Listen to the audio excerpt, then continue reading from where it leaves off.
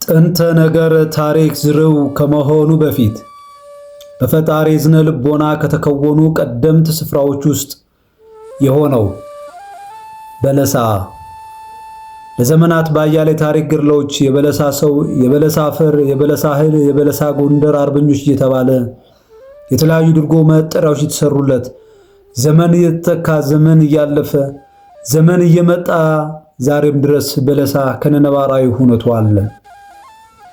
በለሳ በጥንቱ አጠራር በሊቦ ከምከም አውራጃ ስር በአራት ምክትሎች አንዳንዴም በአምስት ምክትሎች ተከፍሎ የቆየ ከባቢ ነው።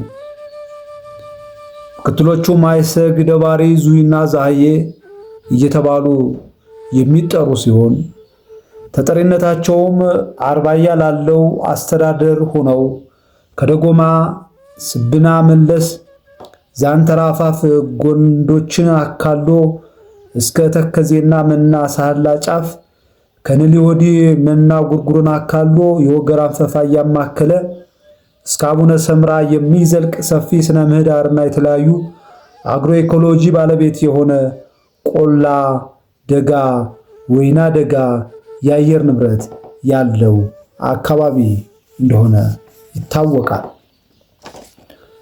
በለሳ መና፣ ሆጣ፣ ጉሩምባባ፣ ጤና፣ ግመልስ፣ ዛና፣ አጥልካይና፣ ከፊል ተከዜ፣ ንል የተሰኙ ዓመቱን ሙሉ የሚፈሱ ወንዞች ባለቤት ነው።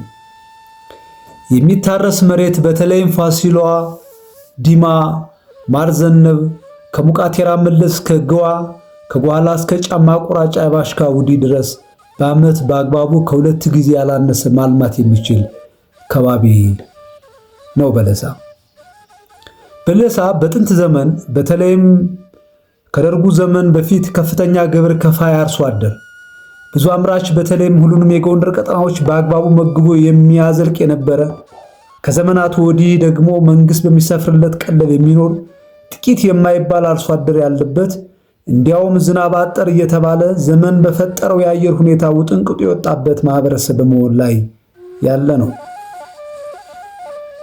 በለሳ በቀደምት ዘመናት ለራሱ ብቻ ሳይሆን ለኢትዮጵያ ብቁ አርበኞችን እንደሌሎች የጎንደር በጌ ምድር ቀጠናዎች አርበኛ የሚያዋጣ ዋስ ጠበቃ የነበር፣ በኢፍትሐዊነትና ፍርድ ተጓድሏል ብሎ ካመነ የበረሃ መናኝ የነጻነት ፋና ወጊ የሆነ የማህበረሰብ ክፍል ነው።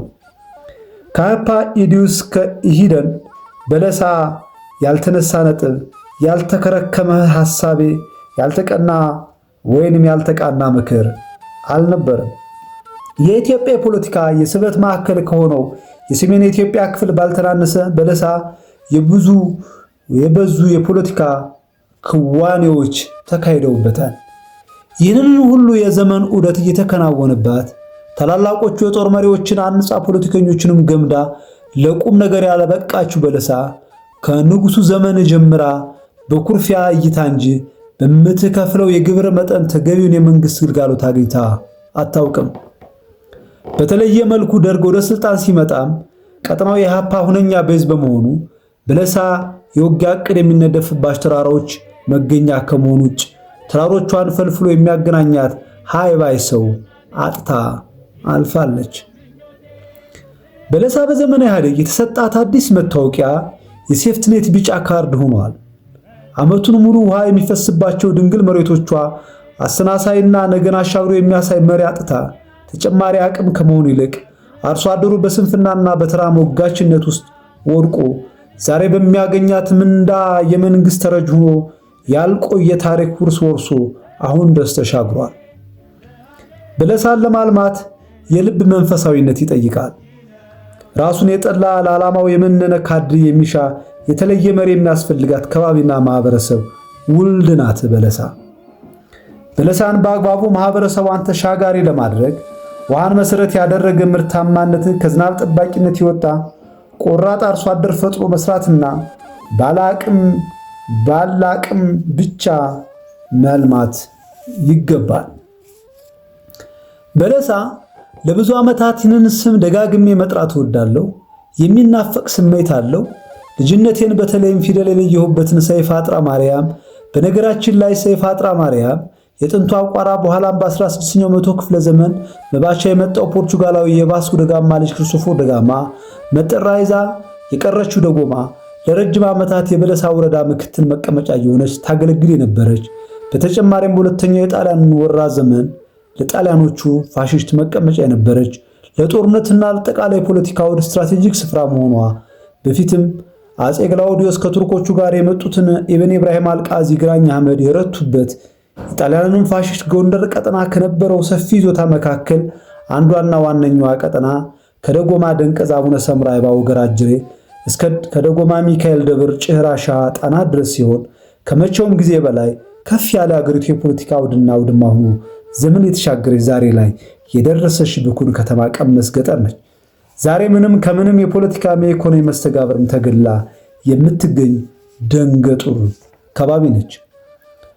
ከደጎማ እስከ አርባያ በተለይ ቃብቲያና ረብሲንን ደድሃ ከፊል ቃላይንና አብራራግ መንቲ መርቆሬዎስን ዋረብን ድብ ዲማ ሚካኤልና በአግባቡ አያቶቻችን አምርተው ራሳቸው ጠግበው ሰርጉና ተስካሩ የባላት ንግሱ ዝግጅት ተርፎ ለቀጣይ ዓመት ከዛም ለቀጣይ ዓመት የከረመ ምርት የሚበላበት ሁኔታ እንደነበር አያቶች ብቻ ሳይሆን አባቴ በተገቢው መንገድ እየተረከልኝ ነው ያደግኩት።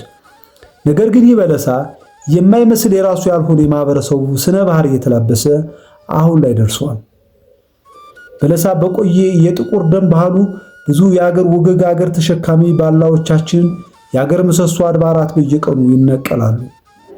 ከቤቴ የጠፋው የልብ ስብራቴ ቀና ብዬ ለማየት እንዳልችል ያደረገኝ የራሴን መከራ ጨምሮ ብዙ ታዳጊዎች በዚህ ቁርሾ ውስጥ ያልፋሉ።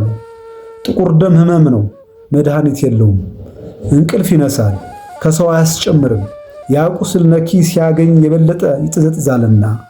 እናም ይህን ህመም መድኃኒቱ አንድ ነው፣ መተው።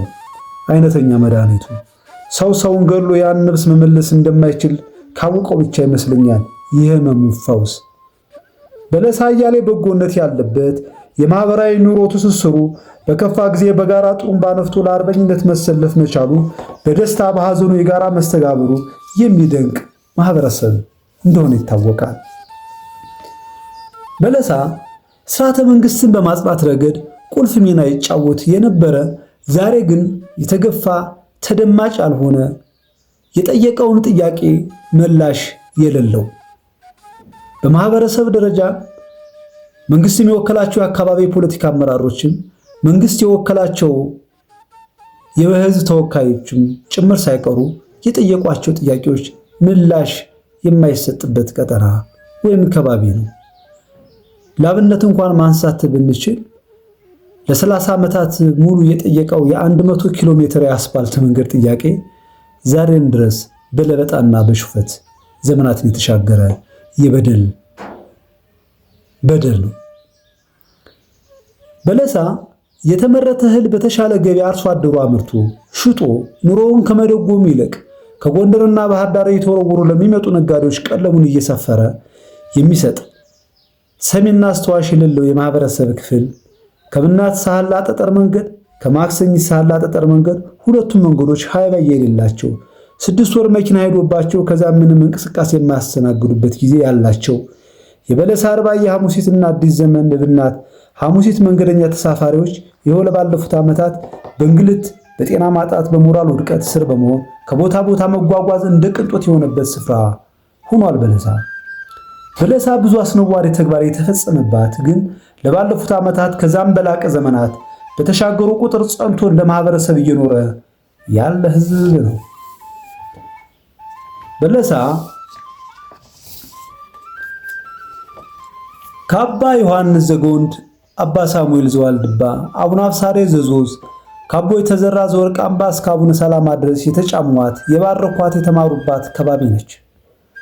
ባለ ሁለቱ ውቅር አብያተ ክርስቲያናት ዞዛ አምባ ጊዮርጊስ እስከ ወርቅ አምባ ከጎንድ ተክለ ሃይማኖት ገዳም እስከ ቅርቡ ሙታን ሳማር ቅዱስ ሚካኤል ድረስ መንፈሳዊ መስህቦቻችን የሚገኙባት ስርዓትና ሕግ ፍትህ አርቃቂ መኳንንቶችና ባላባቶች በአርበኝነት ተጋድሎ ቢባል ክርስቲያን ሙስሊሙ ተዳብሎ ዘምቶ አገር ነፃ ያወጣ አርበኛ የነበረባት ናት በለሳ ዛሬም ድረስ ነጭ፣ ቀይ፣ ሰርገኛ፣ ቡንኝ፣ ዲግላ የጤፍ አይነት ጥራጥሬም ብናይ ማሽላ፣ በቆሎ፣ ዘንጋዳው፣ ነጭና ቀዩ አቦላው፣ የቅባት እህሉ ብናይ ሱፉ፣ ኑጉ፣ ተልባ፣ ሰሊጥ ያውም ቀይ ሰሊጥ በጣም ጣፋጭ የሆነውን የሰሊጥ ምርት የምታመርት ናት በለሳ። በዚህ ባለ የአየር ሁኔታና ባልዘመነ የአስተራረስ ዘዴ አምርታ መመገቧን ዛሬም ድረስ አላቆመችም። ከደጎማ ወርሃላ አርባያ፣ በገላ ስላሬ፣ ባጃ፣ ከጫማ ቁራጭ ቃላይ ሾሊት ታውጭ በኋላ ሙቃት የረሃሙ ሲጣይመን አርባ ጸጓ ድረስ ወጥ ገበያ በተለይም የቁም ሰዓት ላምበሬ ወይፈንና ጊደሩ ፍየል በብዛት የሚቀርብበት ገበያ አለ። የበለሳ የቁም ከብቱ በተለይ በሬና ላሙ ብሎም ፍየሉ በዘመነ የግብርና ቴክኖሎጂ ዝርያው ቢዳብር የከባቢውን የአየር ሁኔታ ተቋቁሞ ያን የመሰለ ወተትና ስጋ የሚሰጡ ዝርያዎች በአግባቡና በተሻለ የዘመነ ቴክኖሎጂ ሴክተሩ ቢደገፍ በለሳን ብቻውን መቀየር የሚችል ጸጋ ነው። ስለ በለሳ ብዙ ነጥቦችን ባነሳ ብወድር ለመነሻ ያህል ይህን ካልኩ በሌላ ክፍል እመለስበታለሁ።